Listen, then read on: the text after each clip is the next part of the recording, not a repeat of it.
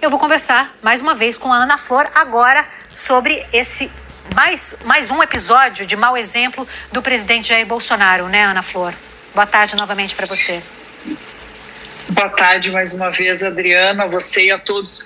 Olha, é muito importante que o presidente da República esclareça o que ele quer dizer quando acabou a paciência ou chegamos ao limite. E quem são essas pessoas no plural que ele fala chegamos ao limite, né? Ele fala isso em frente a uma manifestação de apoiadores, alguns apoiadores. A gente sabe que a base de apoio ao presidente não tem passado aí de 30% e mesmo assim essa base toda tem se esgarçado, quer dizer, ele tem perdido apoios exatamente por suas ações aí bastante questionáveis. E lembrando aqui que o presidente da República é sim um inquilino do Palácio do Planalto, como todos os presidentes que o antecederam desde que reiniciamos o período democrático depois da ditadura militar. Então ele deve não só prestar contas à população, mas à Constituição. Ele foi eleito em respeito à Constituição, mas precisa se manter respeitando a Constituição. E o próprio ministro da Defesa falou recentemente, após uma outra participação também do presidente em um outro movimento antidemocrático, em que se criticava o Congresso Nacional e o Supremo Tribunal Federal, o ministro da Defesa veio a público para reforçar que as Forças Armadas trabalham em obediência à Constituição Federal. E a Constituição Federal estabelece que existe uma divisão de poderes, sim, e que o que realmente o Planalto parece temer são essas investigações que agora avançam em inquéritos dentro do Supremo Tribunal Federal.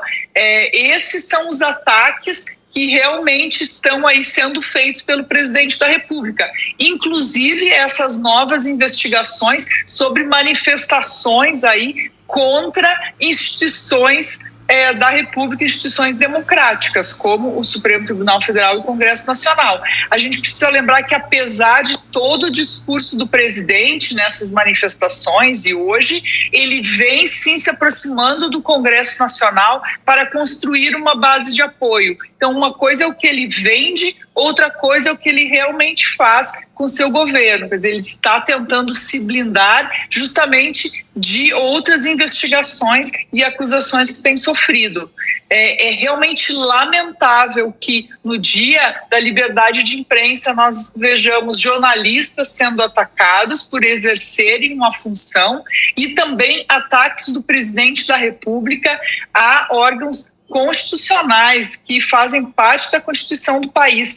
E quando nós estamos em meio a uma grande pandemia, ao maior desafio sanitário e também econômico que o mundo tem passado e que o Brasil também passa. Então, este seria um momento de grande união em que o principal líder do país, o líder do executivo, deveria estar coordenando a defesa do país e também a ação de todos os estados, do governo como um todo, para justamente fazer frente a essa pandemia. Nós não vemos isso, nós vemos o presidente indo a público para estimular aglomerações, mais uma vez criticando medidas que são sendo ditas como necessárias por todas as autoridades de saúde no mundo inteiro, que são o isolamento e o distanciamento social. Mais uma vez, o presidente ataca essas medidas e estimula o contrário. Isso tem trazido sérios problemas de saúde. Nós vemos em várias capitais do país muitas pessoas não aderindo ao isolamento social exatamente porque vem na figura do presidente da República alguém que diz que isso não é necessário. É muito triste que nós tenhamos que, num momento de grave crise de saúde no mundo inteiro e no Brasil, nós tenhamos que estar discutindo questões internas da política do país.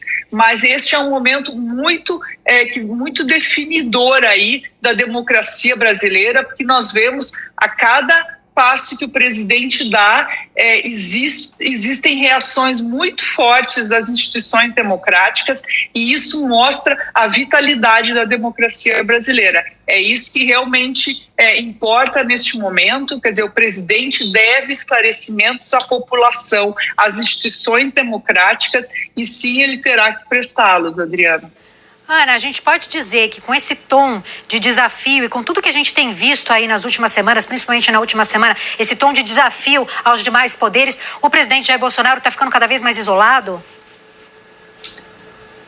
Exatamente, Adriana, e nós vemos que ele fica isolado até mesmo dentro do próprio governo. Depois das últimas manifestações que ele participou, ainda em abril, que ele subiu num carro de som, discursou ali para manifestantes que gritavam contra o Supremo Tribunal Federal, contra o Congresso Nacional. Depois daquilo, os próprios militares que fazem parte do seu governo, ministros aí, que ele ficou rodeado de ministros militares, eles se manifestaram publicamente ou não contrários a essa fala do presidente. O próprio ministro da Defesa veio a público falar que as Forças Armadas são obedientes à Constituição.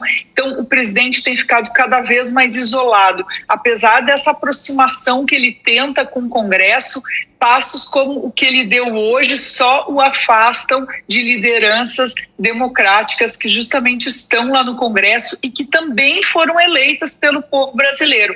Também o afastam do Supremo Tribunal, que é o grande guardião da Constituição brasileira. E é isso que torna aí o presidente cada vez mais isolado com esse pequeno grupo de apoiadores, e tende a ser uma situação que se agrava a cada dia. Mais uma vez, lembrando, isso tudo acontece quando nós temos nosso maior desafio, que não é político neste momento. Nosso maior desafio deveria ser sanitário, saúde e também econômico, porque a partir dessa grande crise de saúde vamos mergulhar aí numa grande crise econômica. Ana Flor, agradeço muito a sua participação, mas eu peço para você continuar com a gente. Na próxima edição do Jornal da Globo News a gente vai voltar a se falar, tá? E essa cobertura